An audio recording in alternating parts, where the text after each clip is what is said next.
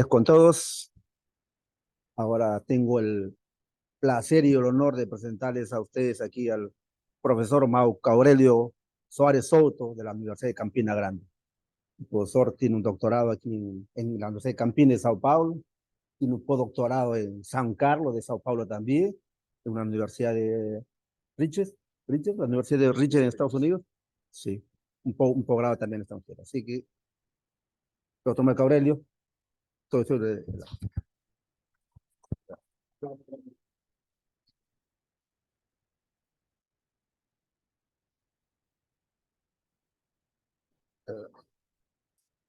Bom dia, é um prazer estar aqui visitando a Universidade de Trujillo.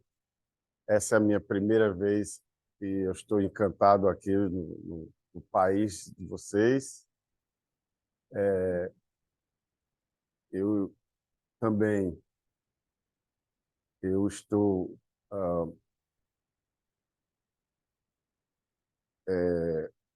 aqui para que a gente consiga estreitar os laços, né, do nosso departamento de matemática em Campina Grande, do nosso curso de pós-graduação, certo? Com o departamento de vocês, certo? Através desse convênio e dessa parceria que está tendo do grupo do professor César, do professor Pucci, do professor Manuel e, e o professor Cláudio Anu e a gente lá de Campina Grande, ok? Então é um prazer estar aqui e bom, eu preparei esse mini curso aqui sobre teoria do grau, certo? E esse esse esse assunto, teoria do grau, a gente tem uma disciplina no doutorado, lá na nossa universidade, que a gente faz essa disciplina, o conteúdo desta disciplina em 60 horas aula, né? Tá entendendo? E eu procurei fazer um resumo aqui, certo? Para os que não conhecem, para saber qual é que é essa ideia. Isso é uma ideia de uma ferramenta bastante poderosa, eu diria, da análise, da topologia e análise, certo? De como resolver problemas. Daqui a pouco eu volto a tocar mais nesse assunto. Quando eu fiz essa disciplina quando eu estava fazendo o doutorado, tá? E depois que eu comecei a estudar, acho que alguns de vocês já devem ter lido alguma coisa sobre topologia, sobre teoria do grau, e eu me perguntava, olha, que coisa mais assim poderosa, porque através da teoria do grau você resolve muitos problemas, né? Tá? Mas de onde é que veio essa ideia? De onde é que veio a ideia do camarada fazer? Então, aí sempre que eu dou o curso, eu procuro passar para para a audiência o que é que eu senti, o que é que eu sinto de como é que essa coisa foi construída, vamos dizer assim, tá bom? Ok? Então, eu vou começar aqui. Se por acaso alguém não tiver o entendimento da minha comunicação, certo? Por favor, eu gostaria que vocês me pedissem, parassem, professor, você quis dizer o que com isso e tal. Então é isso. Então, eu organizei essa coisa dessa forma. Eu coloquei primeiro um comecinho aqui para fazer uma espécie de uma motivação do que é o estudo do grau topológico, tá? Então, dessa motivação, eu procurei tirar qual é a noção do grau topológico, certo? Eu não sei qual foi a ideia que os primeiros tiveram. Vou falar um pouquinho, embora seja matemática, mas vou falar um pouquinho do histórico de como é que essa coisa foi feita, né? E aí eu vou começar a falar sobre o grau topológico, aí vou colocar algumas aplicações, vocês vão ver aqui que, como eu falei, isso é uma coisa bastante poderosa, certo? E isso permite você resolver um monte dar demonstrações de um monte de resultados da matemática, certo? Aí a gente vai fazer a teoria do grau, começa a fazer a teoria do grau em espaços de dimensão finita, porque o grau é, vamos dizer, um invariante topológico de um espaço vetorial normado, um espaço de Banach, certo? Mas aí tem dois estudos distintos. O estudo de dimensão finita, que são dos espaços euclidianos, ou parecidos com o espaço euclidiano, e tem o estudo totalmente, vamos dizer assim, totalmente não, é o exagero, mas tem um estudo que você tem que ter certos cuidados de dimensão infinita, que é o grau de Lerer-Chalder, certo? Então, depois de feito isso, de eu construir, de eu colocar as coisas, eu vou colocar as aplicações para que vocês tenham, para vocês saberem o poderio, certo? E depois, em espaços de dimensão infinita, aí eu vou querer começar a fazer a aplicação da teoria do grau para, a nossa pesquisa, a pesquisa de equações diferenciais não lineares, certo? Equações diferenciais elípticas não lineares, tá? E nessa aplicação a gente vai resolver equações, né? Acho que todo mundo aqui está querendo ver como resolver equações aqui, como é que você garante a existência de equações, do problema matemático de resolver equações não lineares, certo? E uma das aplicações que eu vou fazer, eu vou falar sobre o problema de Ambrosetti-Prodi, que é um problema que o Claudiano falou aqui quando ele estava agora há pouco, logo no início, ele falou de você resolver um problema matemático que não tinha, que ele resolveu o problema matemático só por resolver e depois viu-se uma porção de aplicação para ele, né? Eu vou falar sobre isso aqui, tá? Tá bom? E aí eu vou dizer como é que a gente usa a teoria do grau para você resolver a equação diferencial parcial, tá?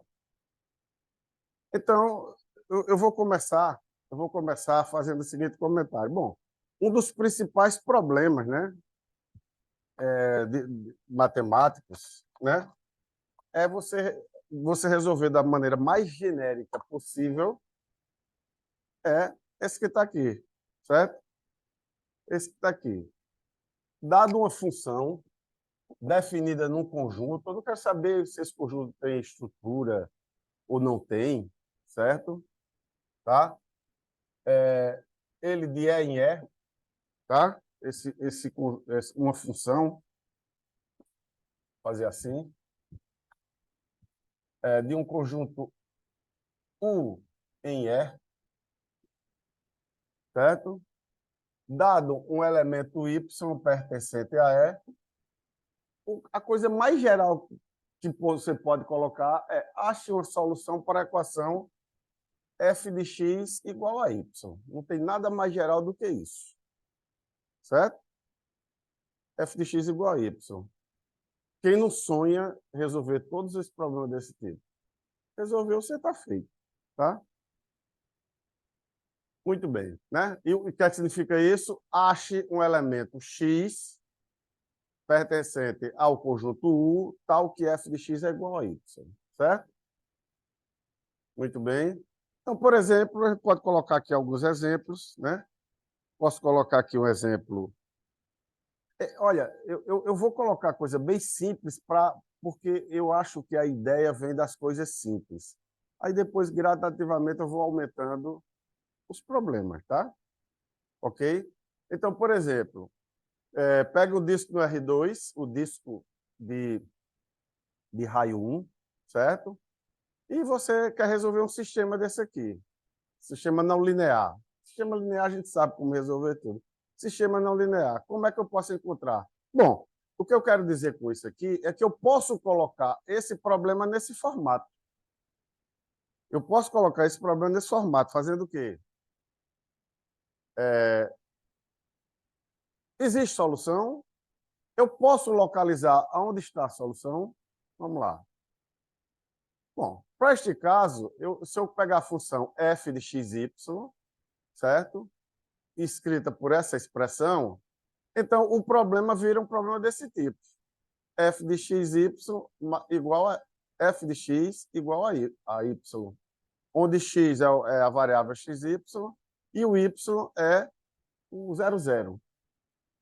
Então, é um problema que eu coloco naquele formato.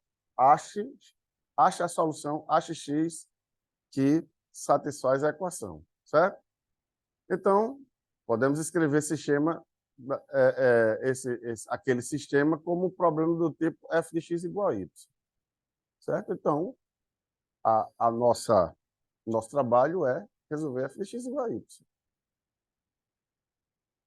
Bom, então, por exemplo, eu digo para você o seguinte, a cada instante, a cada momento, no planeta, existem pontos antípodas, certo? Você está aqui em Trujillo, certo? Pode ser que o ponto chegue aqui em Trujillo, aí você vai para a antípoda de Trujillo no mundo, certo? Que pode ser, existe um ponto com essa característica que a temperatura e pressão atmosférica naquele ponto é o mesmo num ponto e na sua antípoda. Isso aí é um problema que a gente pode colocar daquela forma de lá, certo? Então, a gente vai ver que isso é verdade pelo teorema, que é o teorema de Borsuk-Ulam, certo? Se você tem uma função de duas variáveis no R3, por isso que eu falei temperatura e pressão, foi só para dar uma contextualização, né? Certo? E existe um ponto tal que a imagem de P é a mesma imagem de menos P. Esse é o teorema de Borsuk-Ulam. Daqui a pouco a gente vai falar. Se der tempo, eu vou mostrar como é que faz, certo? Uma curiosidade, esse Ulam que está aqui, tem um filme agora na Netflix, que é o Matemático, certo? Que conta a história de Stan Ulam, é esse cara daqui, certo? Aquela coisa que eu falei, tá vendo? Você tem, no mesmo momento, em pontos antípodas, a imagem da função é a mesma. Por exemplo, dados dois pontos aqui, aí você pega a função distância de um ponto na esfera até um ponto e distância da esfera até outro ponto. Ou seja, você está com a função que é do R3 e tem duas variáveis, certo? Então, isso aí, o teorema de Ulam está dizendo que existe dos pontos em que ele e a antípoda eles têm a mesma distância para os mesmos pontos. Tá? Isso aí, geometricamente, é fácil você ver como é que você verifica isso aí. Certo? Tá? Se você tiver 3 pontos, você não consegue, porque a dimensão é grande, mas para 2 pontos você consegue. Certo? Isso é duas interseções de dois arcos máximos na esfera que dá essa solução. Tá bom? Tá? Por exemplo, a cada instante, pelo menos um ponto da superfície da Terra, onde a velocidade tem um ponto na superfície da Terra onde a velocidade do vento é zero, certo? E, bom, onde a velocidade do vento é zero. Essa outra parte aí é mais um floreio que a gente faz, né? E há um ciclone ao redor desse ponto, no entorno. O que ele está dizendo com isso é porque, como o vento um campo vetorial, então, perto de onde ele é zero, as direções do vento, os vetores que dão as direções do vento, você não tem muito controle. Aí ele dá essa ideia, colocou de ciclone, né? Mas isso aqui é um teorema que o pessoal também conhece. Bom, vou falar em português, certo? O teorema da esfera penteada, né? Não se pode peinar uma esfera. Não se pode peinar uma esfera. Por quê? Porque ele entende como peinar você tem um vetor, você tem um campo vetorial ortogonal, certo? Do mesmo jeito que você tem a direção do vento, como sendo o vento, você entende que o vento é uma coisa que é ortogonal à superfície da Terra, né, do planeta, tá? Ok? Então, não se pode peinar lá a esfera peluda, né? Peluda, tá? Então, tá aqui, é um teorema que diz o seguinte: se você tiver uma função do R3 em R3, que ela está definida na fronteira da bola, se ela é sempre ortogonal em todos os pontos, então vai ter um ponto onde ela tem que ser zero. Isso aí é um problema matemático, certo? Tem interpretações físicas, um monte de coisa, tá? E está aqui um desenhozinho para mostrar, tentativa de escrever aqui um campo, ó. O cara desenha um campo aqui, e aqui um bebezinho aqui, ó. Bebezinho, ninho, uma ninha, certo? O cabelinho é o vetor ortogonal, certo? Então sempre tem uma partezinha aqui onde vai ter esse redemoinho, esse ciclone, certo? Onde não tem cabelo, ele tem que ficar daquele jeito ali, né? Então, é isso aqui. Bom, toda função contínua é definida numa bola fechada. Se a imagem estiver dentro dessa bola fechada, certo? Isso a gente sabe que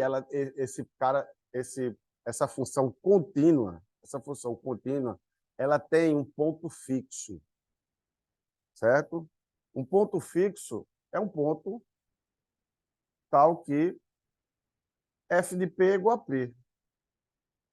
Se a função está definida num domínio e a imagem é no mesmo domínio, se esse domínio for uma bola fechada, certo? Pode ser de raio 1, qualquer raio, ele sempre tem um ponto fixo. Isso é chamado teorema do ponto fixo de Brouwer, certo? Por sinal, é esse camarada que começa com as ideias de, até onde eu sei, eu não sou historiador, mas até onde eu sei, ele é quem começa com essas ideias de espaço topológico, tá bom? E, bom, só para dizer que o ponto fixo é um problema, é um problema daquele tipo ali, f de x igual a y. Basta você fazer essa função f dada por f de p menos p, certo? Ela é uma função que está definida da bola e cai dentro da bola, certo? Da bola e cai dentro da bola. Então você resolve f de x igual a p, tá? Vamos lá. Muito bem. Então, como resolver um tipo de problema desse tipo? Eu quero saber como resolver esse tipo de problema, certo? Bom, aí Aí eu vou falar uma coisa, uma utopia. Vou falar uma utopia para vocês. Seria muito bom que tivéssemos uma aplicação que é associado aos elementos daquela equação P, que eu coloquei a equação dessa forma. Ó, vou só refazer uma coisa aqui, que é o seguinte, eu estou pegando a função que está dentro de ômega, certo? Então, dada a função, o domínio e o elemento y, eu queria pegar uma fórmula, desculpe, uma coisa divina que dissesse tem solução ou não tem, certo? Tem solução, bacana, então vou procurar. Não tem, então não vou procurar, certo? Então seria muito bom que eu tivesse uma aplicação que associasse a cada terno desse aqui um valor sim ou não. Sim significa dizer, com certeza, pode procurar que você tem solução. E não significa eu não tenho certeza que vou encontrar a solução.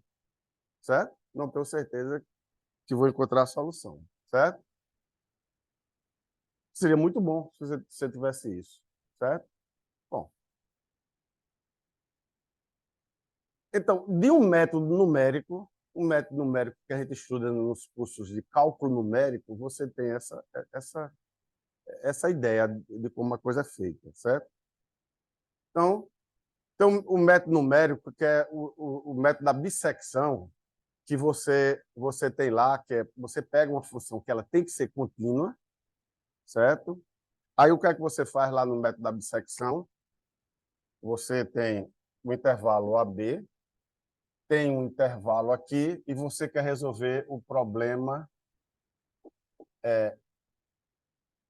f de x igual a y, certo? Aí o que é que você faz? A primeira coisa que o método da bissecção faz ali é lhe dar uma resposta se tem ou não tem solução, certo? Porque você faz o seguinte, você pega f de b e faz comparação com c. Você pega f de a e faz comparação com c, com y, certo? Y é essa letra aqui, chama y, vocês. G? Não, é I, Y, né, que vocês chamam? Não é isso? É G mesmo? Uhum. Então deixa eu falar Y. Tá? Então você tem isso aqui. Aí você já tem a solução, porque você fez o curso de análise e você sabe, né, que existe o teorema, que é o teorema do valor intermediário, que se f de b tem uma desigualdade com y contrária a f de a, certo? Então você tem solução. Existe uma solução, certo? Então seria um sim, ok? Se o f de b fosse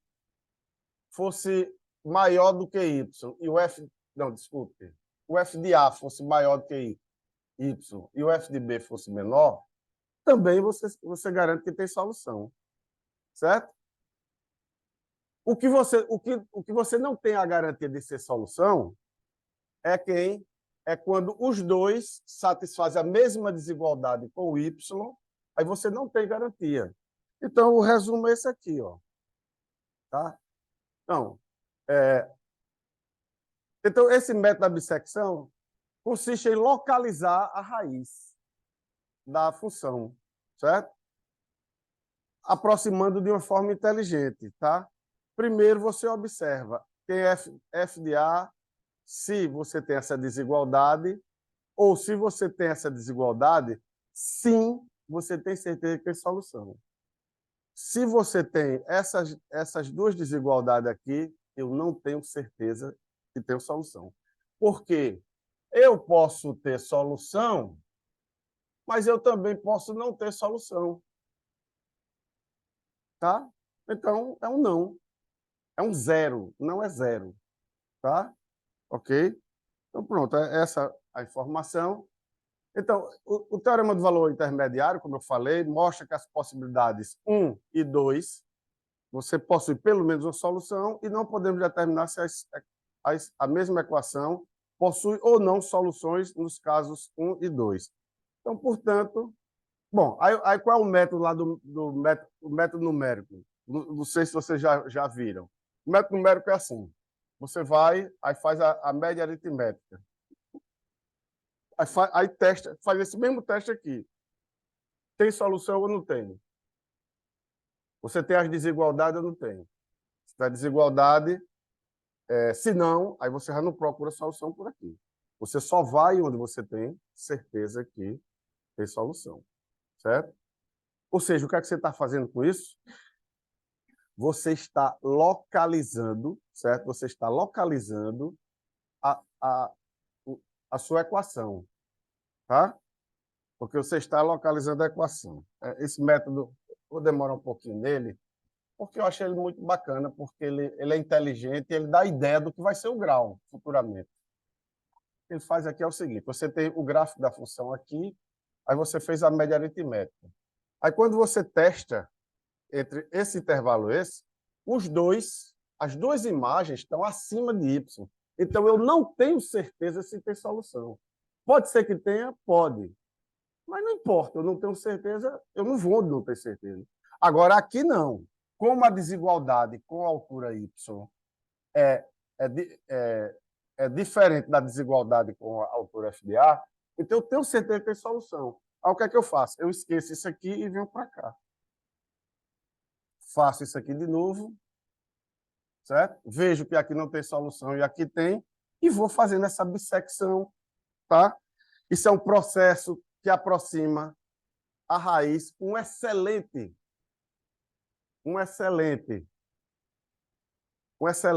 aproximação, que ela é um exponencial, certo? Tá? E pronto. Então, além desse método ele localizar, quer dizer, ele aproxima com uma velocidade bem razoável, tá? Mas por trás disso, o que está aqui é exatamente toda a ideia da teoria do grau, certo? Porque eu vou dizer mais uma coisa, o seguinte, olha, quando você tem uma função, quando ela passa na raiz, ela passa daqui para lá, a função passa no crescendo. Ela está tendo um crescendo ali, certo? E aqui ela está tendo um decrescendo. Se ele vem de lá para cá passando aqui, aí você imagina um decrescendo. Bom, aí eu posso chegar e traduzir essa coisa de alguma maneira, certo? Então, tá aqui, o que é que eu vou fazer? Então, o que é que eu vou fazer? Fazer o seguinte, eu com aquele sonho de existir aquela aplicação que diz se tem ou não tem solução, eu vou considerar uma família de ternos, como esse aqui, que é dada da seguinte forma: os elementos do conjunto A, eu não falei que é o conjunto A, mas eu vou falar aqui, deixa eu ver se eu falo aqui embaixo. Está aqui. Eu vou pegar o conjunto A como sendo os ternos f, j e y, onde f é uma função que está definida em j. J sempre é um intervalo aberto, certo? F é uma função contínua que está definida no intervalo fechado e que ela tem que ser contínua. Por que ela tem que ser contínua? Porque se a função não for contínua, tchau, Marco Aurélio. Dançou, Marco Aurélio. Bailou, Marco. Se a função não for contínua, eu não vou obter solução. Eu tenho que ter continuidade para garantir a existência da solução. Então, a função tem que ser contínua. Então, os meus objetos, onde eu vou definir a aplicação, são conjuntos desse tipo aqui. E o J nem pode ser igual a f de B, nem pode ser igual a f de A. Por quê? Porque se já for igual a f de B, eu já tenho solução. Se for igual a f de A, eu já tenho uma solução. Tá bom? Aí eu pego e escrevo essa função da seguinte maneira. Ó. Vou definir essa função fazendo o seguinte. Quando acontece 2 e 3, certo? Eu coloco para que essa expressão seja igual a zero. Ou seja, zero significa não sei se tem solução. Tá? Não tenho a certeza que tem solução. Pode ter solução, mas eu não tenho a certeza. Certo? Quando acontece 2 e 4, eu sei que acontece. Mas aí eu vou diferenciar um pouquinho, certo? Que vai ser o seguinte.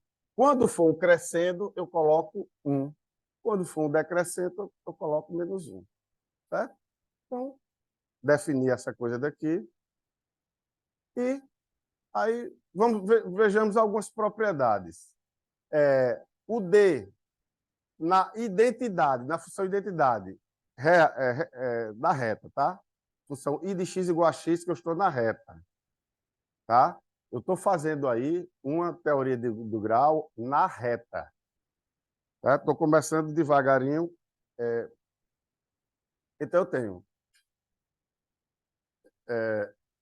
quando for identidade, quando for um intervalo, qualquer intervalo que contenha o zero, por exemplo, eu coloquei de -1 até 1, mas pode ser -epsilon até epsilon, zero, eu vou definir isso aqui como sendo 1. Certo? Ok? Bom, então, o nome disso aqui a gente chama de normalização do grau. Certo? 2. Excisão. Excisão é aquela ideia que vem ali.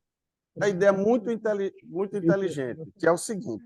É uma propriedade que tem essa função que eu defini, essa função que está definida aqui desse jeito, dessa expressão, exercíciozinho, é mini curso, o professor pode passar exercício, né?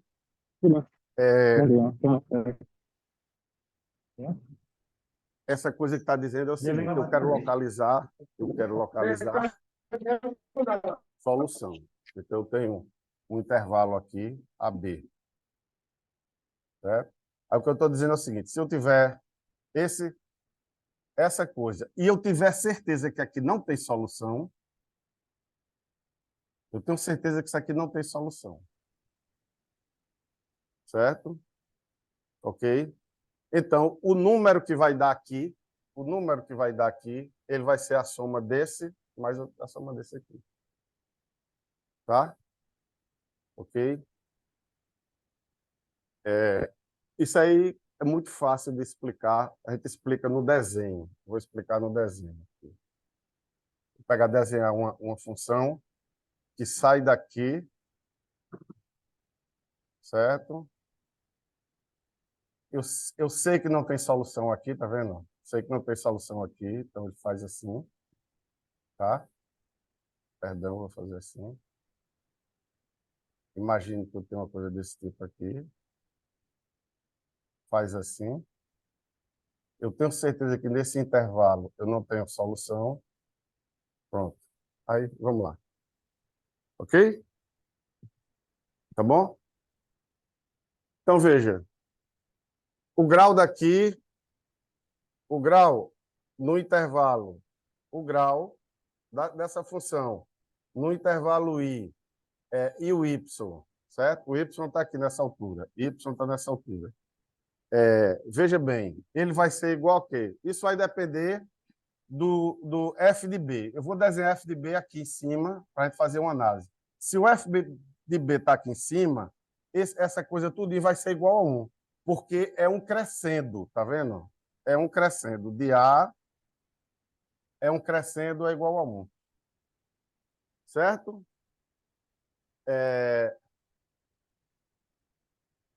Ok? Tudo bem? Ah, não, para aqui. Aqui não. Eu fiz uma confusão aqui.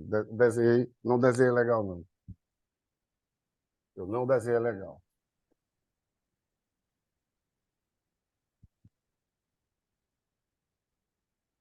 Eu vou tirar. É melhor primeiro desenhar. Eu vou desenhar o gráfico da função. Vou desenhar esse gráfico da função aqui. Tá vendo? E vou tirar intervalos que eu sei que a função aqui é o y, a altura y.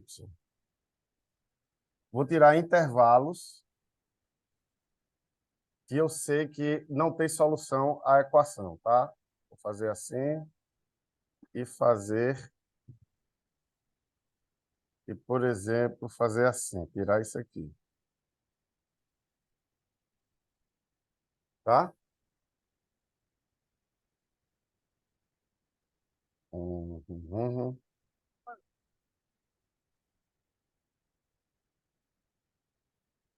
Bom, veja bem, o grau nessa situação aqui, como é um decrescendo, isso aqui está sendo igual a -1, certo? Como eu tirei, eu coloquei outro intervalo J aqui, certo? Vou colocar mais uma partezinha aqui, para a gente entender direitinho. Vou colocar aqui o J2 e J1, certo? Veja, aqui não tem solução, aqui não tem solução. Bom, quem é o grau de f J1, que é esse intervalo aqui, e y? Veja, como não tem solução, nessa parte da função não tem solução aqui, o grau é 0. E aqui no J2, f, aqui é o J1, J2, y, tá vendo aqui? Aqui tem uma solução. E como é que, e o que é que está acontecendo aqui? Está acontecendo um decrescendo. Então, isso aqui vai ser igual a -1. Decrescendo é -1. Então, eu errei em dizer que isso aqui é 1, porque isso aqui é um decrescendo de A para B, isso aqui é -1. Então, portanto, o que você vai ter aqui é que isso é igual a isso mais isso. Tá? Então, são essas análises que vocês vão fazendo. E, muito bem. Então, com isso, você mostrou essa propriedade que a gente chama de propriedade de excisão, que significa que eu estou localizando aonde estão as soluções, tá bom? E, finalmente,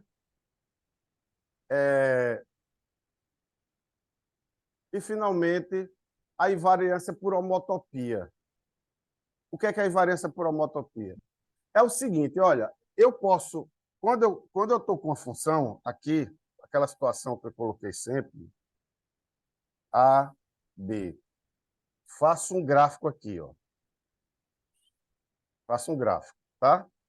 Então, se eu pegar qualquer uma função que ela esteja próxima, que tem um gráfico próximo ao gráfico de f, certo? Vocês se lembram lá que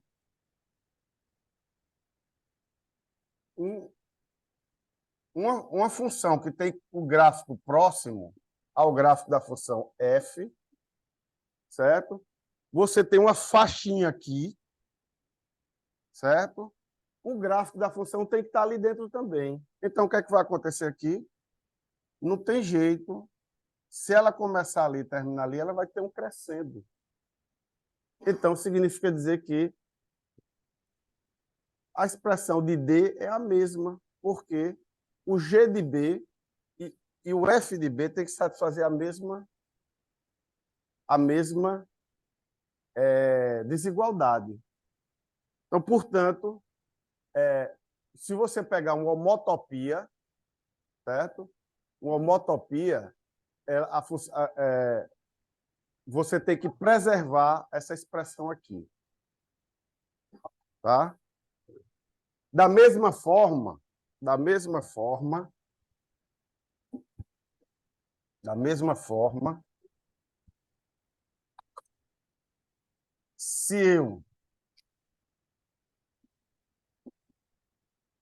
se eu tenho o y aqui e tenho uma situação desse tipo, certo? Para calcular o gráfico, o grau de f, i, j e y, vejo o seguinte, ó, se eu variar um pouquinho o y,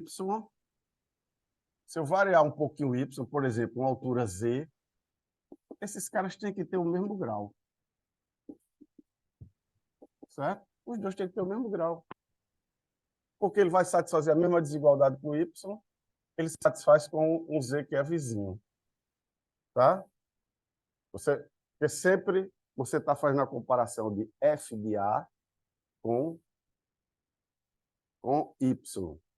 Se você tem uma desigualdade, aquele teorema, se uma função contínua satisfaz uma desigualdade num ponto, a mesma desigualdade é satisfeita, né, para pontos vizinhos. E pronto, você usa isso aqui, portanto, os caras são parecidos. Isso aqui é traduzido nessa coisa daqui. Eu posso variar pouco o H e posso variar pouco o Y, que não mexe, não muda, não modifica o valor de D. Então, pronto. Então, com isso, o que a gente observou foi o seguinte, olha, bom, isso aqui é explicando por que aquela coisa dali é um lemazinho de análise, explicando por que essa expressão aqui é a mesma. Tá? Bom, então, o que é que eu obtive? Eu obtive o seguinte, que aquela função que, para mim, ela é bastante razoável, que, para mim, foi inspirada lá no método da excisão, que é essa expressão daqui, ó, certo? Ela tem as seguintes propriedades. A propriedade D1, D2 e D3. Certo? D1, D2 e D3. Acontece o seguinte, que a gente vai definir a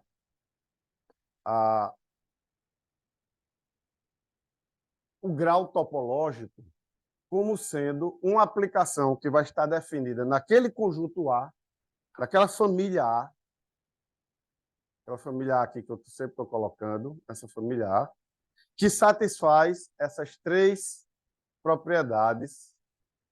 Que, deixa eu ver se eu coloco aqui embaixo, para não ter. Pronto, D1, D2 e D3. Tá? Ok? Então, aquela D minúsculo, ela satisfaz essas três propriedades aqui. Certo? Eu vou falar um pouquinho mais. Veja, eu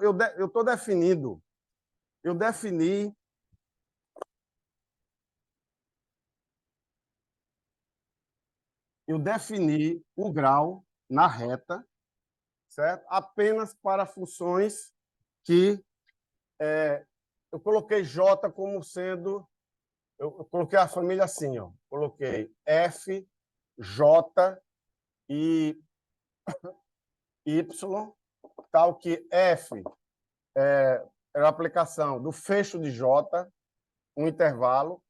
Agora eu vou colocar um aberto, tá? Vou colocar sei lá, um B em R, contínua, tal que B é limitada, limitada. Não, B é limitada e é aberto limitado. Aberto limitado, certo? Ok? E vou colocar um B. Bom, eu defini só para intervalos. Como é que eu defino mais geral? Eu faço o seguinte, olha, se eu tiver uma união de dois, se meu aberto é a união AB unido com CD, certo? Para valer aquela coisa de excisão, aí eu vou definir o grau de F, B e Y como sendo a soma dos dois graus dos intervalos. Chamo esse intervalo aqui de J, aí eu defino isso aqui como sendo o intervalo no aberto I unido com o aberto I somado com o aberto J. Essa é a definição que eu faço. Certo? Ok. Mas um aberto mais geral, ele pode ser uma união enumerável de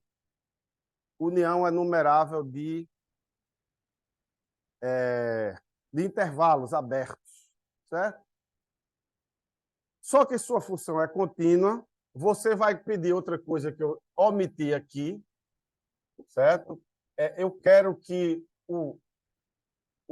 a imagem da fronteira de B é um aberto da reta. Eu quero que a imagem da fronteira de B não contenha o Y. Ou seja, se tiver na fronteira de B, ele não pode ser o F de X que está na fronteira de B não pode ser igual a Y.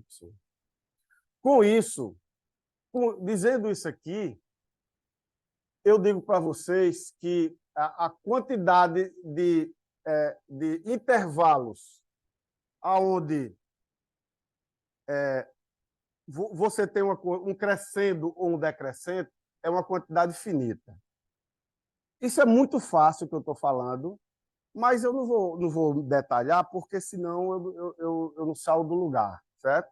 Mas o que eu vou usar é o seguinte: pego uma sequência xn que converge para y, como eu estou estou num conjunto limitado, essa sequência vai ter uma subsequência convergente, é o teorema de Bolzano-Strass, que você, quando passa o limite, chega a uma contradição com essa exigência aqui. Tá? Então, portanto, mesmo que seja um aberto que tenha uma quantidade infinita, que tem que ser enumerável, infinita de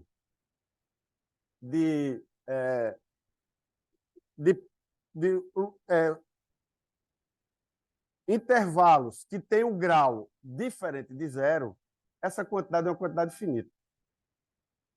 O resto tudo, todo o resto vai ter o grau zero. Então, essa soma é muito bem definida.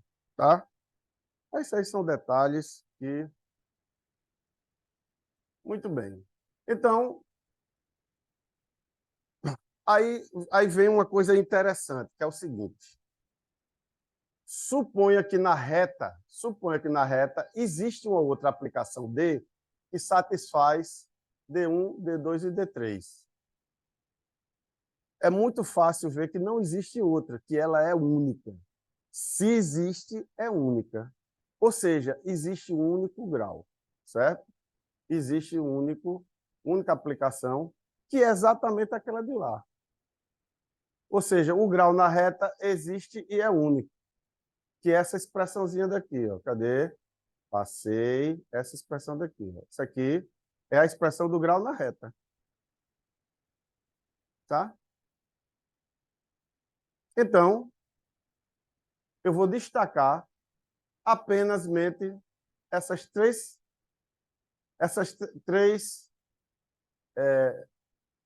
três propriedades. Propriedade D1, D2 e D3. Certo? Aqui eu vou com 50 minutos de aula, certo? E eu poderia começar o teoria do grau colocando só isso aqui. Porque quando eu estudei, como eu falei para vocês, quando eu estudei o teoria do grau lá sentado no banco lá, o cara diz, olha, o que é o grau topológico é uma coisa que satisfaz isso, isso e isso. Olha, de onde é que vem essa ideia maluca? Certo? Então, está aqui. Então, se existe um grau topológico, esse grau topológico tem que ser aquele D que eu escrevi lá, que foi construído daquela forma lá. E aquele cara que está lá existe, ou seja, na reta existe um grau topológico e esse grau topológico é único. O que é que eu consigo com isso aqui? Uma ruma de coisa, um monte de coisa, certo? Consigo um monte de coisa, como eu vou mostrar para vocês o que eu consigo só com essa coisa que está aqui. Tá bom?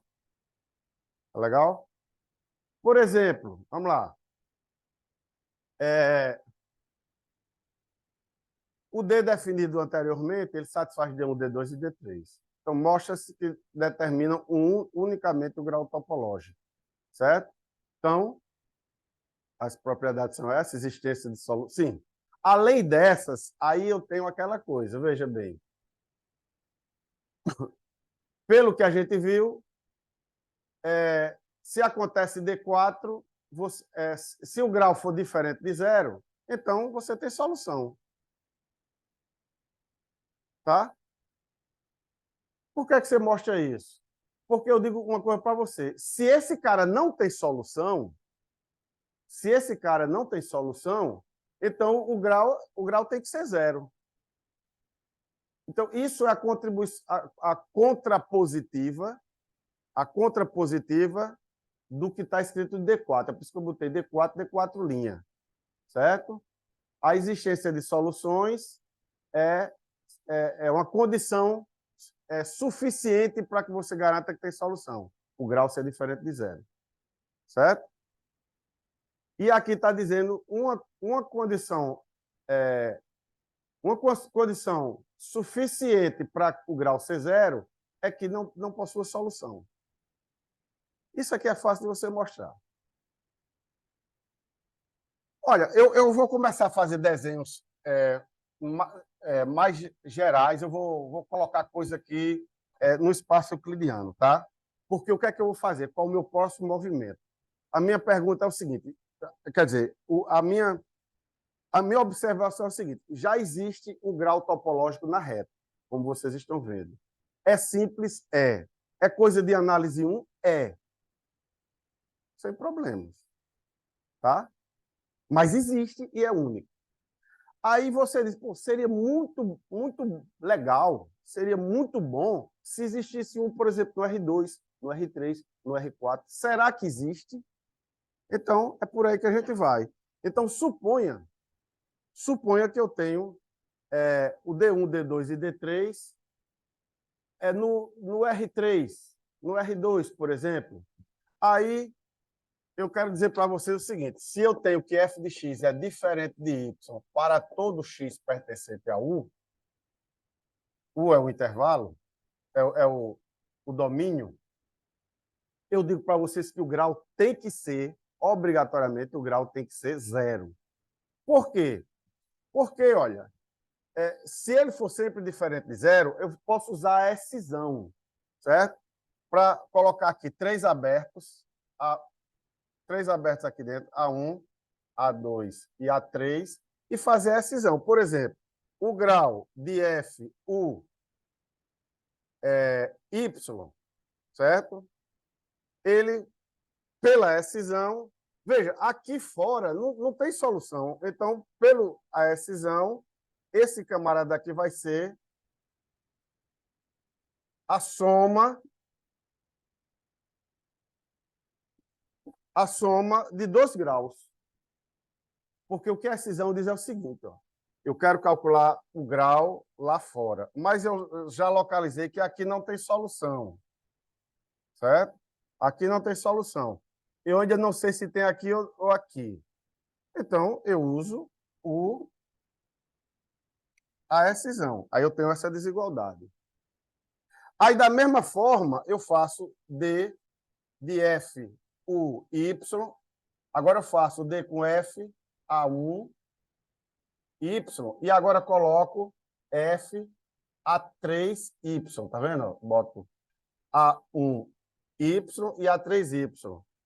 Isso é verdade pela excisão. Faça a diferença que você vai ver o quê? Que esses dois caras são iguais. Aí esses dois caras são iguais, então se eu colocasse A1, seria igual também. Tá? Aí aqui, essa coisa já vira uma coisa da forma. 2 vezes distância de A1, 2 vezes o grau de F, A1, Y. Por quê? Porque se eles são iguais, quaisquer 2 caras aqui desses são iguais, então eu posso fazer assim, escrever essa expressão, e os dois vão dar a mesma expressão. Aí, do mesmo jeito que eu fiz 2, eu faço 3. Pensem nisso que eu estou falando. Eu faço 3. Ora, o único número que você pode fazer isso aqui é quando o D de F, A1 e Y é igual a 0. Então, se é 0 aqui, é 0 aqui, é 0 aqui, por essa expressão, o camarada tem que ter grau 0. Então, está aqui. Isso é uma consequência da excisão, que é o D3, é o D2. Então, se não possui solução, o grau tem que ser 0. Então, obviamente, se o grau for 1, ele tem que ter solução. Por quê? Porque se ele tiver solução, se ele tivesse Desculpe. Se o grau for diferente de zero, ele tem que ter solução. Porque se o contrário de ter solução é não ter solução. E não ter solução significa dizer que o grau é zero. Então, tem isso aqui. Tá? Bom, se os caras coincidem na fronteira, o grau é o mesmo, a gente já viu que isso é muito simples de ver, certo? Tá? Mas outra coisa que eu não quero comentar isso aqui, tá? Muito bem.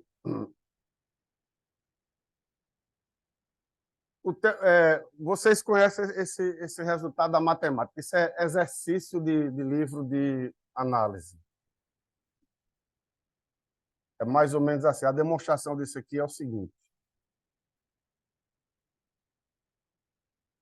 AB.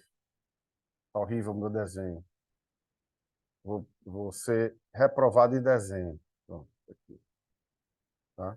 Desenho o gráfico de uma função. Desenho o gráfico de uma função contínua, certo? De AB que não passe pela diagonal. Sendo contínua, não tem jeito, né? Você sai daqui, vai chegar aqui em algum ponto, você tem que passar pela diagonal. Ou seja, é um ponto fixo.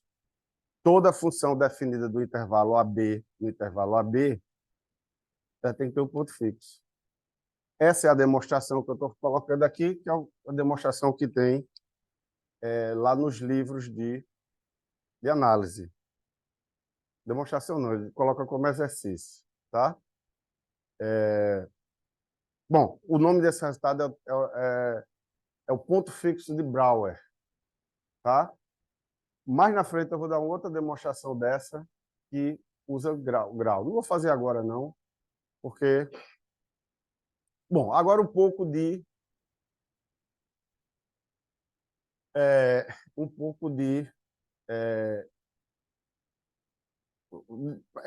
historiando a teoria do grau, certo? Bom, aí vê, bom, será que temos um grau para espaços euclidianos superiores? Será que existe? Tá? Outra pergunta é, será que nós temos um teorema de ponto fixo em dimensões superiores, maiores? Certo? Muito bem. Então, mais ou menos em 1912, o Brouwer ele trata dessa coisa daí, certo?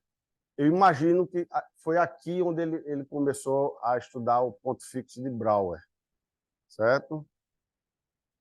Do ponto fixo de Brouwer, ele faz... Porque eu coloquei o teorema de ponto fixo, coloquei assim, aí eu coloquei uma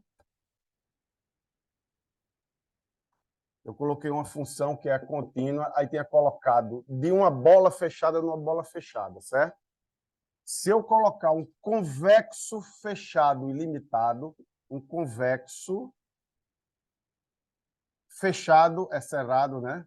Fechado ilimitado. Se a função for contínua, eu tenho um teorema de ponto fixo, que é chamado teorema de ponto fixo de Brouwer, certo? Então, isso é mais ou menos em 1912, que é quando começa essa teoria do grau, certo? Tá? Ok? Então, com o grau de Brouwer, vem o teorema do ponto fixo e tem o teorema do ponto fixo de Banner, por exemplo. Nós conhecemos o teorema do ponto fixo de Banner, só que é para funções mais que, além de ser contínuas, elas têm que ser Lipschitziana, né, com a constante pequena, né? Certo? Muito bem, mas aqui. Os caras que mexeram com coisas desse tipo foi Brouwer, em dimensão, acredito eu, que isso é em dimensão finita, certo? Teorema do ponto fixo. Aí depois, os caras começaram a fazer a mesma pergunta sobre teorema de ponto fixo, como o de Brouwer, se funcionava para espaços com dimensões maiores, dimensão infinita, espaço de Banner, certo? Em dimensão finita, certo?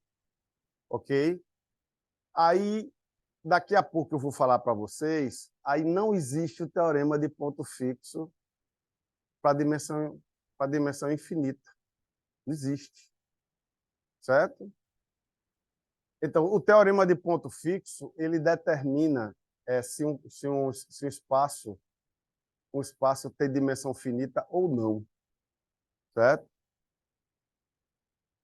Daqui a pouco eu faço mais comentário. Então, a partir daqui, aí Leray e Schauder, eles começaram a estudar como é que você pode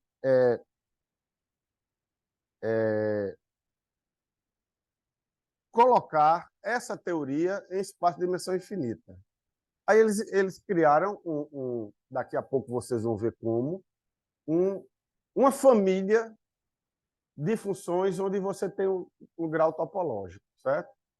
Então, esses aqui foram os caras que começaram a mexer, tá bom? E aí, em 1968, por volta de 1968, Brauder, veja que é diferente, viu? Brauder e Brouwer. E Nussbaum, Roger Nussbaum, eles começaram a imaginar um grau ainda mais um grau também espaço de dimensão infinita que generalizou o grau de Leray-Schauder, tá? Ok? Então é isso aí. Ó, veja o que, é que ele já coloca aqui, ó. O índice de ponto fixo para aplicações que é localmente condensing. Então, é uma classe de funções, depois vai fazer sentido, que ele coloca, vamos dizer, esse aqui é o grau mais geral que eu já vi em dimensão infinita. Tá? Então, bom, as referências para o curso de teoria do grau, certo?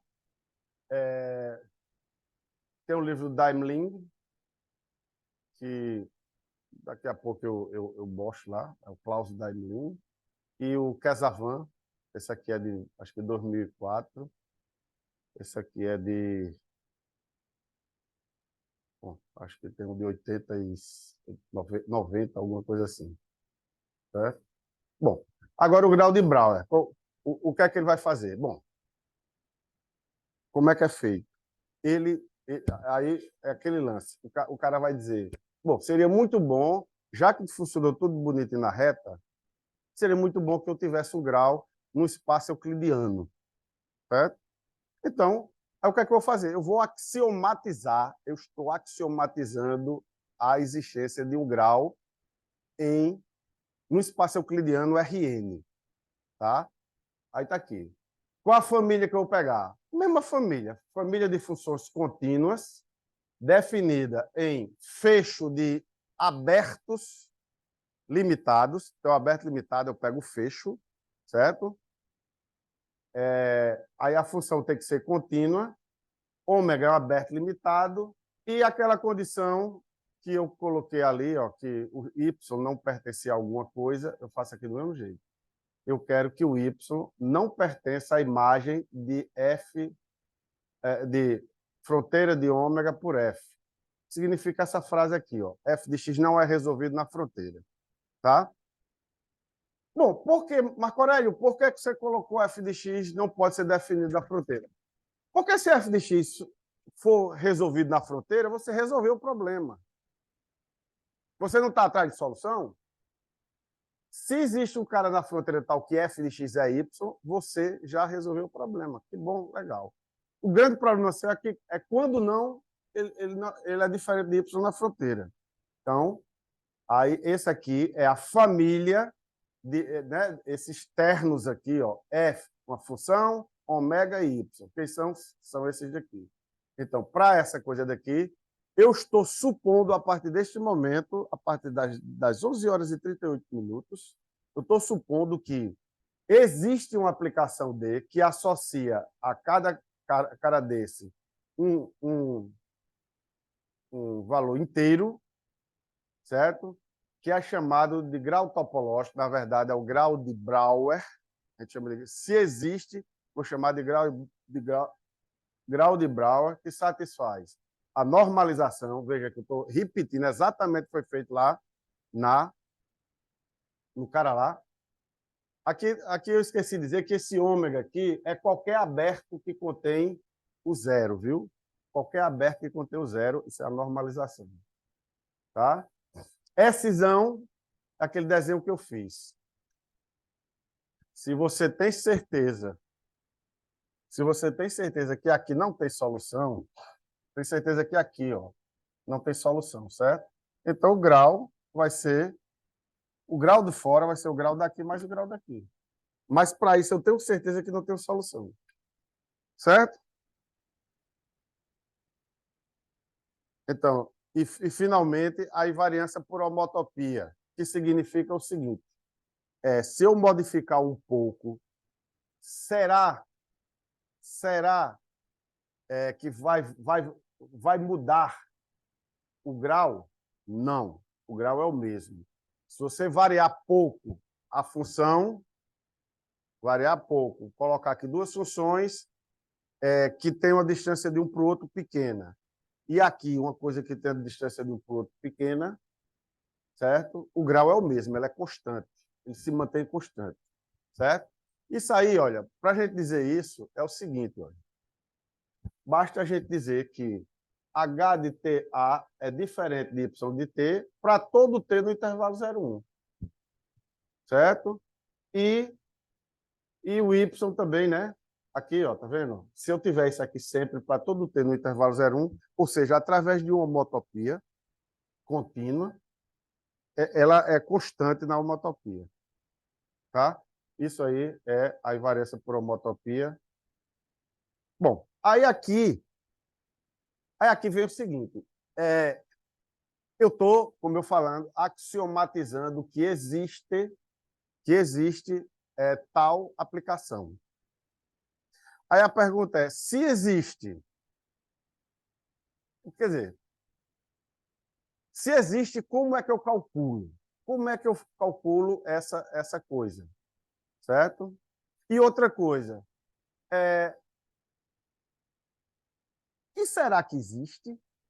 Eu estou axiomatizando uma coisa. Será que existe? Tá? Então, a coisa é feita desse jeito. Então, por exemplo, com essas três coisas aqui, aí eu tenho, por exemplo, veja, se F é uma transformação linear sem autovalores negativos, certo? Eu tenho uma transformação linear, uma matriz, pega uma matriz de Rn, né? Você pode ver uma matriz como sendo uma transformação linear, certo? Se essa matriz ela não tem autovalores negativos, e claro, se ela for injetora, porque se ela não for injetora, você tem um monte de solução, inclusive essa condição aqui, ó, tá? Se eu colocar aqui, ó, tá? Se eu colocar aqui uma transformação linear que tem determinante zero, certo? Então significa dizer que qualquer cara que contém o zero, por exemplo, ele vai ter um, certo? Você tem aqui.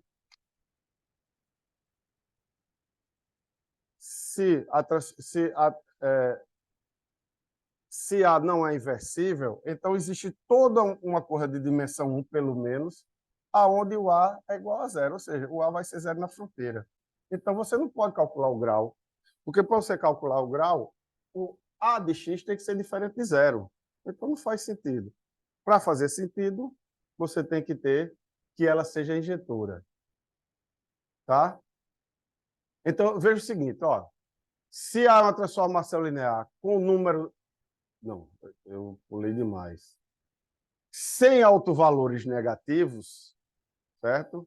Então, o grau tem que ser 1. Por que isso?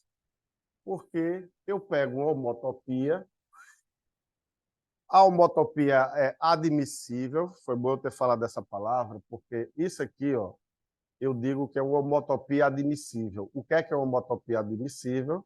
é uma homotopia que eu consigo calcular o grau. Se eu não consigo calcular o grau, então ela não é admissível, tá? Então, se o H de TA for diferente de... Aqui não é para ser A. H de Tx é diferente de Y de T para todo T entre 0 e 1 e X na fronteira. Então, eu tenho que ajeitar essa transparência. Então, eu digo que o cara é admissível. Ok? Então, é o seguinte, veja. Eu escrevo essa aplicação. Olha para essa aplicação que eu escrevi, H de Tx, dado desse jeito. Eu quero dizer para vocês que essa H aqui ela é a combinação convexa da identidade com a aplicação A. Por quê? Porque quando t é igual a 0, eu estou com a de x. Quando t é igual a 1, eu estou com x, certo? Tá bom? Combinação convexa. Combinação convexa que une a função identidade, veja, o h de 1x vai ser igual a x, que é a identidade de x, tá vendo? E o h0, x, isso aqui, ó, elimina o outro, vai ficar x, ou seja, essa homotopia, ela une, liga a transformação identidade com a transformação linear A, certo? Bom, eu estou afirmando que isso aqui sempre é diferente de zero. Por quê? Porque se isso for igual a zero, é porque o A de x vai ser igual, aí você faz uma matemática ali, quer dizer que essa coisa vai ser menos t sobre 1 menos t vezes x.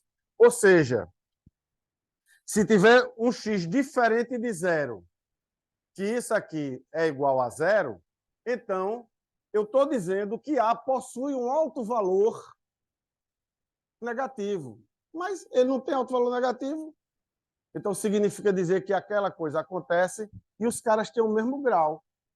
Então, o grau, né, pela homotopia aqui, ó, esse grau aqui, eu faço o H0. O H0 eu falei que dá igual a A, certo? O Y de T é sempre igual a zero. E o H de 1 vai ser igual a identidade. Bom, o grau da identidade é igual a quanto? 1. Então, veja, eu já estou começando a calcular grau de funções, certo?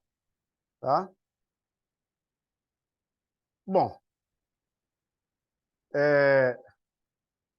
pegue uma matriz que tem um número par de autovalores negativos. Se o cara tem um número par de autovalores negativos, eu vou conseguir mostrar que o grau desse camarada aqui também é 1. O grau desse camarada também é igual a 1. Tá?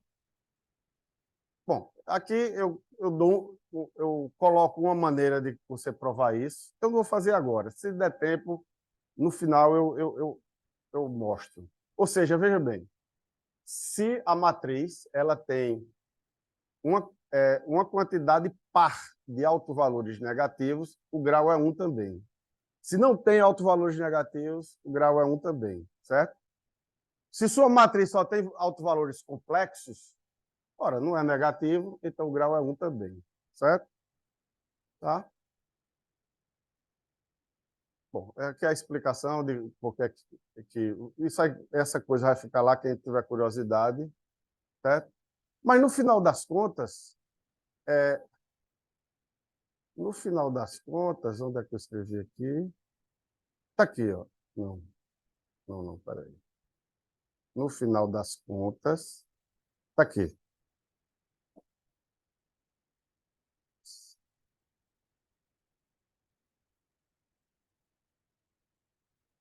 No final das contas, uma transformação qualquer, o grau de uma transformação qualquer, num aberto que contém o zero e o 0, essa coisa aqui vai ser o sinal do determinante de A. Simplesmente isso aqui. Isso você mostra que é essa expressão, tá? Então, eu coloquei isso aqui para ilustrar que a gente já pode sair calculando alguns graus, certo? Bom, aí você, com as propriedades D1, D2 e D3, você vai observar que se você tem uma função que é de classe C1, e se y é o valor regular, tá? Eu estou querendo grau para funções contínuas. Eu primeiro coloquei aqui uma maneira de calcular grau para transformações lineares, certo? E depois eu observei para vocês que, bom, eu sei como calcular grau de transformações lineares e, bom, e de função de classe C1, como é que eu faço? Bom, para a função de classe C1, você sabe que toda função de classe C1 localmente ela é aproximada por uma transformação linear. E como o grau é aproximação, então, se você sabe calcular o grau da transformação linear, você sabe calcular o grau da função de classe C1 que está lá próxima. Ou seja, aí você tem essa expressão aqui, ó, que isso vem dessa expressão aqui do determinante. Então, com D1, D2 e D3, você mostra que ele tem essa expressão. Se a função é C1 mais Y não é um valor regular, certo? Porque eu precisei de ser um valor regular, porque esse determinante aqui, se Y não é um valor regular, esse determinante aqui ele é zero, porque a função não é inversível. Tá? Então, não faz sentido, mais uma vez, não faz sentido calcular. Então, eu precisei que esse camarada aqui fosse um valor regular. Se não for valor regular, aí você vai usar um lema, um teorema, que é o teorema de Sardi, que diz assim, a grosso modo, que próximo a qualquer valor singular, próximo eu tenho um valor regular. Aí, como eu sei calcular em valores regulares, eu uso isso aqui, ó. Eu tiro o y que está aqui, que é um valor singular, certo? E coloco próximo a ele um valor regular. Então, usando a invariância por homotopia, eu saio de funções que são regulares para qualquer valor. E, finalmente, toda função C0 ela é aproximada por uma sequência de funções C1. Então, eu aproximo e tenho uma maneira de calcular, certo? No final das contas,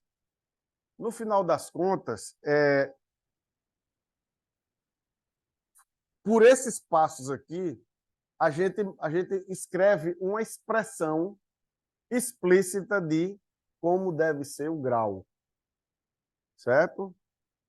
Tá? O grau tem que ter uma expressão para ele, tá? E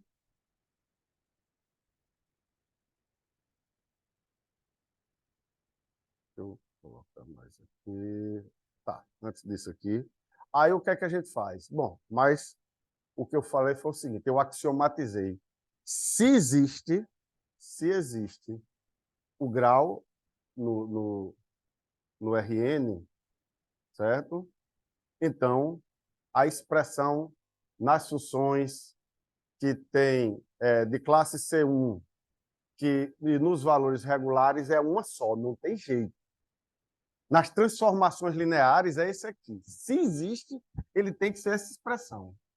Aí o cara vai fazer o seguinte, bom, mas você não mostrou que existe. Aí eu vou mostrar assim, existe sim. Fazendo o quê? Eu defino nas transformações lineares desse jeito, nas de classe C1, eu volto, certo? eu tinha axiomatizando, se existe, tem que ser desse jeito. Aí eu tenho que voltar para dizer, olha, eu tenho como calcular o grau. Aí eu volto, pego uma função de classe C1 que tem y sendo o valor regular. Então, eu tenho uma expressão. Eu tenho expressão explícita. Inclusive, eu tenho expressão até integral. Eu tenho expressão integral para o grau topológico. Aí você mostra que existe um grau para essa classe de funções que, por aproximação, você chega no grau original. Ou seja, você axiomatizou a existência e depois você, através de uma expressão, você mostra que aquilo é um grau. Então, você mostrou que se existe o grau é único. Certo? Então, é isso. Bom, de D1, D2 e D3, a gente tem a existência de soluções. Tem aquele D4, que eu já falei aqui, existência de soluções. Se o grau é diferente de zero, certo? Você sempre tem solução. É uma coisa muito boa, certo? Se f de x não tiver solução, certo? Então o grau tem que ser zero. Tá? Se as duas funções coincidem na fronteira, o grau tem, os graus têm que ser iguais. Certo? E esse aqui é simples, também não tem muita aplicação. Não. Bom, então, nesse momento, às 11h55, eu quero convencer a vocês que existe um grau topológico, que é uma coisa que satisfaz D1, D2 e D3. Certo? Porque existe um cara, essa aplicação existe, que satisfaz D1, D2 e D3. Certo? Em qualquer espaço vetorial de dimensão finita, existe o espaço vetorial, D1, D2 e D3. Então, a gente está em condições agora de fazer um monte de aplicação. Certo? Então, eu vou começar com a primeira aplicação, que é o teorema do ponto fixo de Brouwer, que é o seguinte. Se eu tiver uma função contínua de um convexo no convexo, convexo fechado no convexo fechado limitado, certo? Se a função for contínua, essa função tem um ponto fixo. O que eu estou dizendo é o seguinte, se você tem uma função, por exemplo, definido numa pirâmide, domínio imagem sendo isso, ela sendo contínua, tem um ponto fixo. Se for numa esfera fechada, se for dela nela mesma, tem ponto fixo. Segmento. Uma função definindo um segmento nele mesmo, se for contínua, tem ponto fixo. O nome disso é teorema do ponto fixo de Brouwer. Não importa a dimensão. Sendo finita, ele sempre tem ponto fixo. Demonstração. A demonstração é simples. Eu faço o seguinte. Eu suponho que f de x é diferente de x.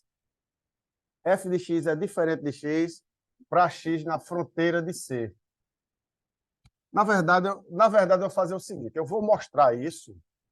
Eu vou mostrar isso aqui quando C é uma bola fechada. E depois eu vou comentar a vocês por que ele serve para um convexo qualquer. Certo? Está aqui. Seja C um convexo fechado, limitado, f de C e C é contínuo. Então, existe um ponto fixo. Tá? Vou fazer esse caso aqui. O que acontece aí é o seguinte. Eu vou supor que f de x é diferente de x. Professor, a bola com centro em 0 e raio R, para todo módulo de x igual a R. Certo? Aí eu vou considerar H de Tx uma homotopia. Vou escrever uma homotopia conveniente. Certo? A homotopia é isso aqui, ó. Identidade menos T vezes f de x. Aquela que está ali. O que é que acontece com essa homotopia? Veja. Se módulo de x for igual a R, certo? Se módulo de x for igual a R, e se o t é menor do que 1 e maior ou igual que 0, obviamente que essa coisa que está aqui, ó, tá? Isso aqui é x. Essa coisa aqui vai ser maior ou igual que módulo de x menos t vezes módulo de f de x. Certo? Esse camarada aqui é igual a R. Esse aqui é menor do que R. Né? O módulo é menor ou igual que R. Então, porque eu estou supondo que é da bola na bola. Então, isso aqui vai ser R maior estritamente. Como é que eu escrevo aqui? Vou escrever assim. Vai ser maior ou igual do que 1 menos R, 1 menos T, perdão, vezes módulo de X. Pronto, está aqui. Sim.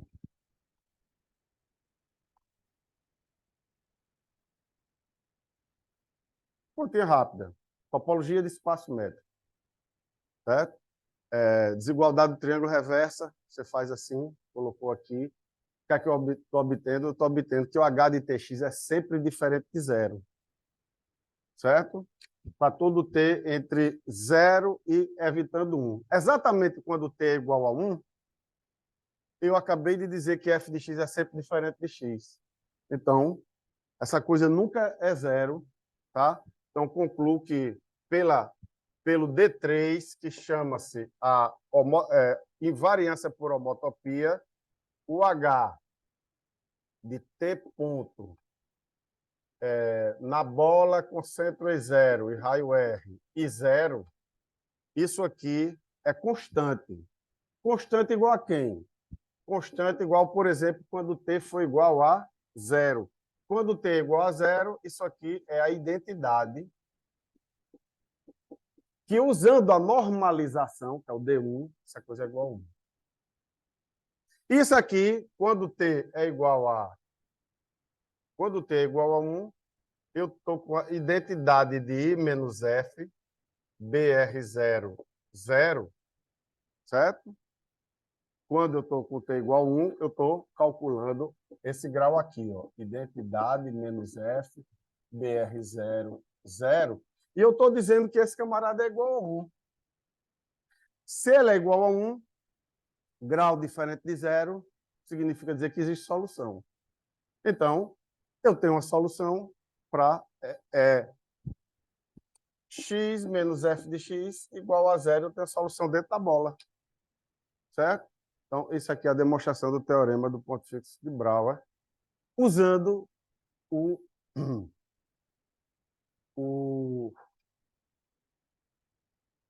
a teoria do grau. Existem outras demonstrações? Existe demonstração que você faz sem usar a teoria do grau, certo? Sem usar a teoria do grau. Mas, eu não tenho certeza, mas aí você vai ter que mostrar que uma outra observação, talvez eu já coloco logo a seguir, que é o seguinte. Eu ia falar sobre retração. Você não pode retrair a bola na fronteira. Não existe retração da bola fechada na sua fronteira. Não existe. Ou seja, não existe uma aplicação que seja contínua, definida na bola, de tal maneira que ela restrita a fronteira da identidade. Daqui a pouco a gente vai ver isso. Perron-Frobenius. Perron-Frobenius, ele diz o seguinte: toda matriz, qualquer matriz que só tem entradas maiores ou iguais a 0, certo? Pega uma matriz que todas as entradas dela sejam maiores ou iguais a 0, certo? Essa matriz, ela tem que ter um alto valor maior ou igual que 0. Bom, primeiro, se ela tem alto valor 0, não tem graça, né? Ou seja, se ela for inversível, não tem graça, porque o 0 está sendo alto valor. Tá? E não é negativo, certo? Então, o interessante é esse bicho aqui ser inversível. Então, imagine uma matriz que é inversível e que ela sempre tem todas as entradas são maiores ou iguais a zero. Aí eu digo para você que ela tem que ter um autovalor positivo, certo? A situação é essa daqui. Eu vou pegar esse conjunto, que é os elementos do Rn, tal que suas entradas do Rn sejam maiores ou iguais a zero, certo? E que a soma de todos os elementos, certo? A soma dos elementos dá igual a 1. Isso aqui é mais ou menos aquela norma, seria a norma da soma, né? Não, a norma da soma, certo? A norma L1, tá? Dá igual a 1. E f de x sendo essa expressão aqui, ó, onde o y é a imagem de a de x, então eu pego essa soma daqui. Bom, como a matriz que eu estou pegando é uma matriz inversível, isso aqui vai ser sempre diferente de zero. Esse denominador é sempre diferente de zero. Porque você não pode ter um elemento que seja diferente de zero com imagem igual a zero. Tá? Então, essa função é uma função contínua, está definida no convexo e a imagem dela está no convexo. Então, ela tem um ponto fixo. Dizer que ela tem um ponto fixo, eu nem fiz aqui, mas dizer que ela é um ponto fixo é dizer que a de x vai ser igual a f. Isso aqui vai ser igual a x, é dizer que a de x vai ser igual a esse múltiplo aqui de x. Certo? Ou seja, eu arranjei um alto valor positivo. Isso é o Perron-Frobenius. Certo? Muito bem. Aquela, a esfera cabeluda. Não existe uma aplicação F, certo? Contínua, tal que f de x interno com x é zero, e f de x é diferente de zero para todo x pertencente à fronteira. O que a gente vai observar é que se você tem uma função contínua, tal que f de x interno com x é igual a zero, então, obrigatoriamente, vai existir um x0 tal que o f de x0 é igual a zero. Certo? Ok? Então, suponha que existe uma função. Eu coloquei uma redução ao absurdo, uma prova por contradição. Eu deveria ter feito uma demonstração direta. Mas vamos lá. Então, suponha que a função f... bom, aqui existem algumas coisas aqui a se falar, que é o seguinte.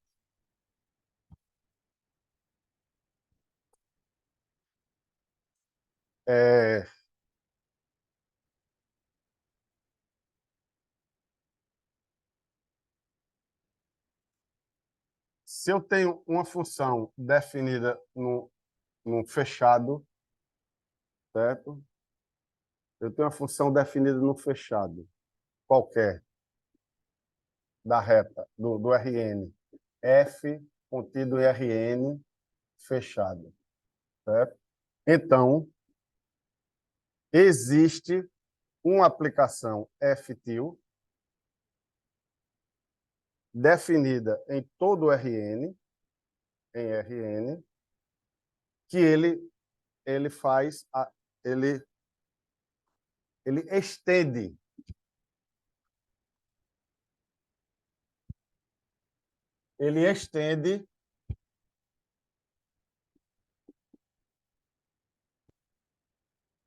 para os valores que estão dentro de F. Mais ainda, certo? Ou seja, toda função f ela é estendida para o Rn todo. Toda função contínua definida no fechado, você consegue estendê-la ao espaço todo, certo? Com a seguinte propriedade.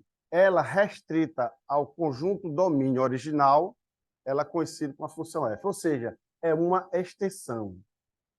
E mais ainda, que é o melhor de tudo, mais ainda, que eu não vou usar agora, é que a imagem desse camarada todo, ele cai dentro do fecho convexo de F.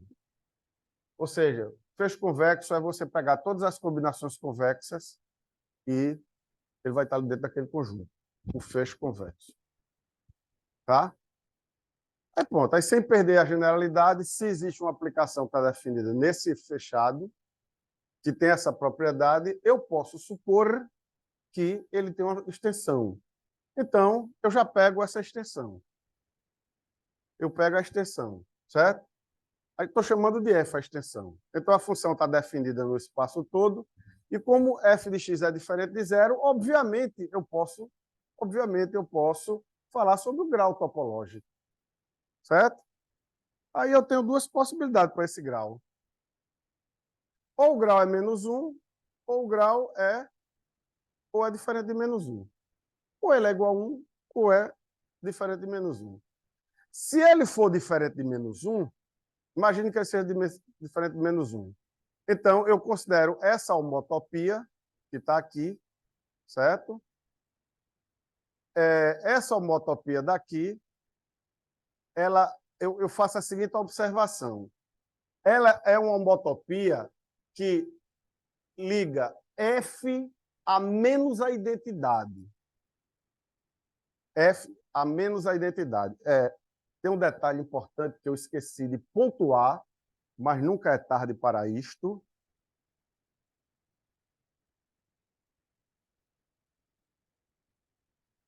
A dimensão do espaço euclidiano tem que ser ímpar para fazer isso. Tem que ser ímpar. Certo? Tá? Tem que ser ímpar. Isso que eu estou falando só vale para a dimensão ímpar. Então, vamos lá. Aí, voltando para cá. Então, eu estou fazendo uma homotopia. Eu estou fazendo uma homotopia da função f, certo? Na bola com centro em 0 e raio 1, do 0, para a menos a identidade. Bom, como a dimensão é ímpar, essa coisa daqui, lembre-se que é o determinante de menos i, quando a dimensão é ímpar, é igual a -1. Certo? Então, se existe a homotopia, eu estou dizendo que o grau de f é igual a -1. Mas eu estou supondo que é diferente de -1.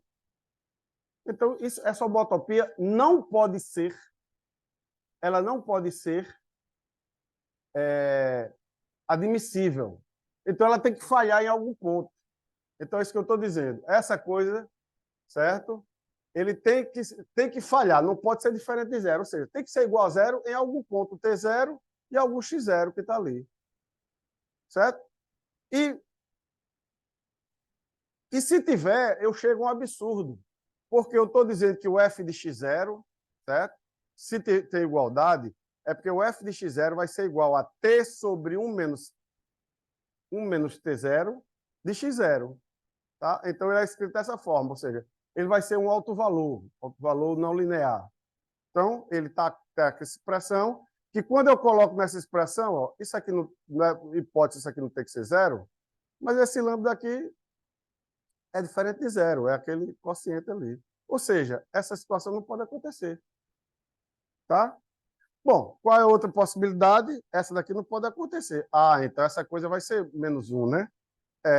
Mas aí o que é que eu faço? Eu já pego um outro homotopia. Eu pego uma homotopia da identidade para F. Ou seja, aí agora aqui eu pego a identidade para F, certo?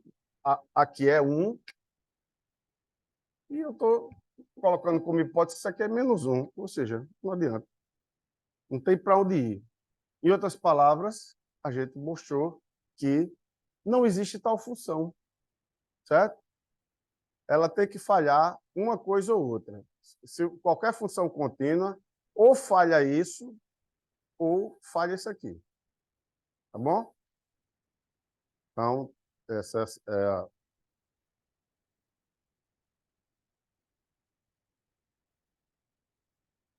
a retração, certo? Você pode fazer a retração da esfera para a fronteira da esfera? Será que pode? Resposta: não pode. Eu não posso retrair. O que é uma retração de um conjunto no outro? Vamos lá. Eu tenho um espaço de Banach e tenho um conjunto C. Certo? O que é uma retração? É uma função que é contínua, ela tem que ser contínua, certo? A imagem dela tem que estar dentro do conjunto e ela tem que ser identidade no conjunto.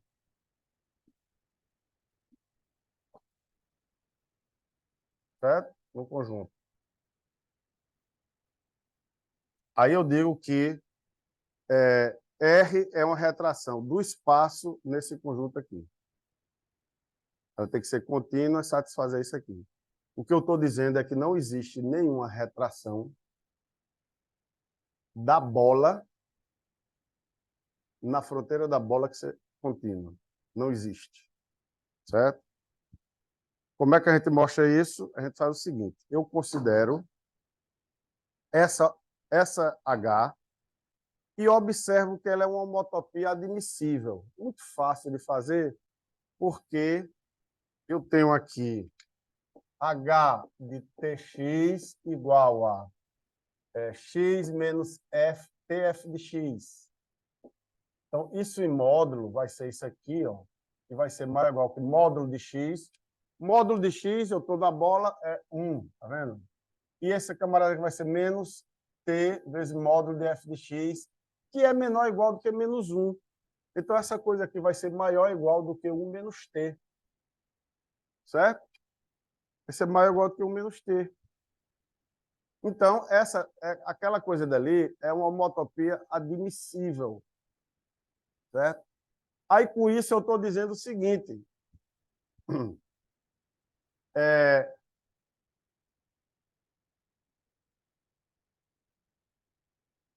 Tá? O f de x é igual a 1, né? Isso aqui, na verdade, ele é exatamente igual. Tá? Então, assim, tf de x, assim, isso aqui vai ser igual a 1 menos t. Que é positivo, tá tudo bacaninho. Então, se existe essa função, isso aqui é uma homotopia admissível. Mas esse camarada ser homotopia admissível, eu estou dizendo que o grau calculado na bola do zero dá igual a 1. Ou seja, existe uma solução tal que f de x é igual a zero.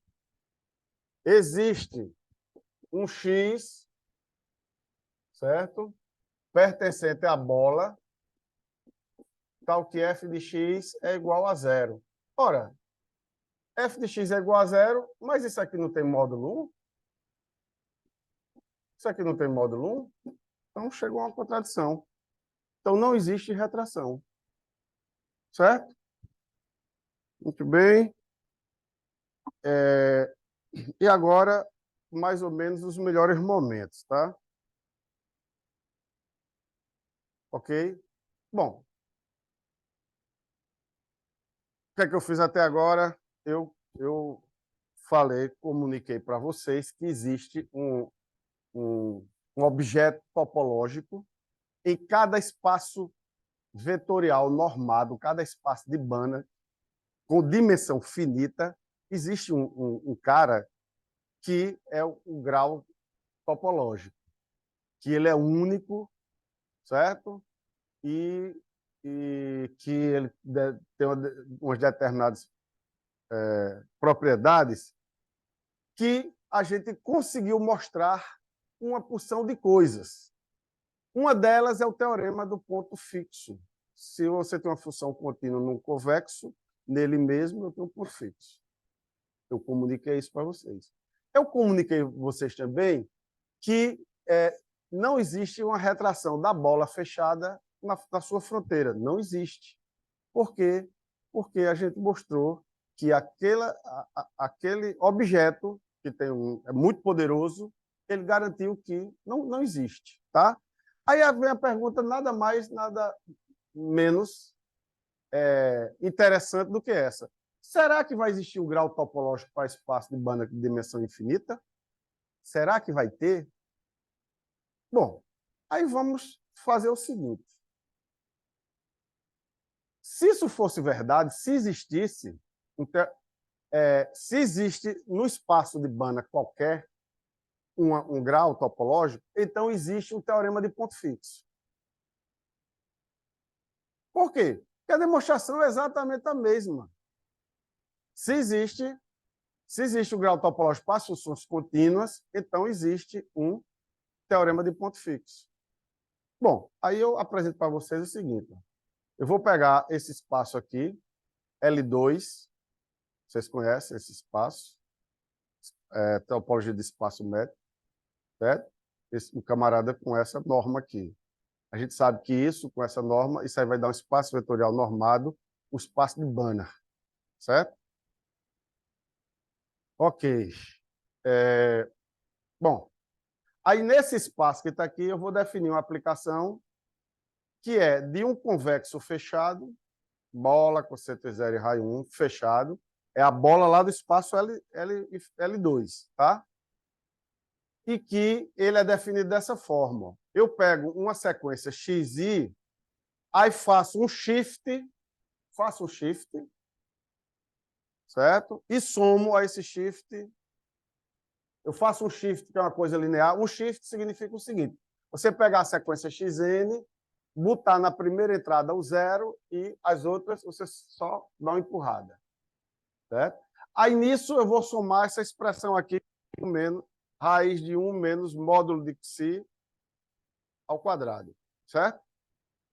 Ok? Bom, sem muitos traumas, você vai mostrar que essa função f ela é contínua, certo? Muito fácil mostrar, porque ela é uma linear com uma função que tem imagem real, então é contínua, sem problema nenhum, certo? Só que ela tem a seguinte problema, a seguinte coisa, veja, ela é contínua, viu? Aonde é que está a imagem dessa função? Se eu pegar o módulo desse negócio aqui, ele vai ter norma igual a 1. Ou seja, eu estou exibindo uma função que pega um camarada desse e a imagem, se você prestar atenção e pegar a norma L2 desse camarada daqui, a norma vai dar 1. Ou seja, está naquela situação de retração. Ou seja, o que eu estou dizendo para vocês, com essa expressão aqui, eu estou dizendo que eu posso fazer a retração da bola em dimensão infinita à sua fronteira. Eu posso fazer. Então, se eu posso fazer, eu não tenho um teorema, eu não tenho um grau topológico. Se eu tivesse um grau topológico, eu iria mostrar que não tem. Então, não existe grau topológico. A mesma coisa é você perceber que esse bicho aqui não tem ponto fixo. Certo? Não tem ponto fixo. Por quê? Imagine que isso aqui eu tenha f de xi igual a xi. Aí, isso aqui seria igual a quem? A lista xi1, xi2, xi3, xn. Ou seja, o xi1 era para ser igual a xi2, o xi2 é igual a xi3, xi3 é igual a xi4. Ou seja, todo xj é igual a xi1. Qualquer um xj é igual a xi1. Isso aí só pode ser se esse camarada for igual a zero. Então, o xi tinha que ser zero. Mas só que o f de zero, nessa expressão, é igual a 1, 0, 0, 0. Então, ele não é ponto fixo. Então, ele não tem ponto fixo. Essa função ela é contínua. Essa função é contínua, tá? Mas não tem ponto fixo. Então, eu não tenho grau topológico para funções contínuas. Eu vou ter que fazer outro jogo de cintura aqui, certo? Eu vou ter que procurar uma classe de funções onde eu tenho um teorema de ponto fixo, para ali eu começar a trabalhar em fazer um grau, que é isso que a gente vai fazer, certo? Então, isso aí eu vou deixar para a próxima. Espero que vocês tenham aproveitado. E é isso. Próxima vez eu falar do teorema do grau de Leray-Schauder, que é o grau em dimensão infinita, eu substituo as funções contínuas por aplicações compactas, aplicações não lineares compactas, certo? Então, aí a família vai ser identidade mais compacto, certo? Perturbação compacta da identidade, é uma classe de funções que a gente pode calcular o grau topológico, certo? E vou fazer as aplicações, certo? Então, quem estava a fim de ver um laplaciano não vai ver hoje, mas amanhã eu prometo que vocês vão ter bastante laplaciano na vida de vocês. Quem gosta de. Então é isso.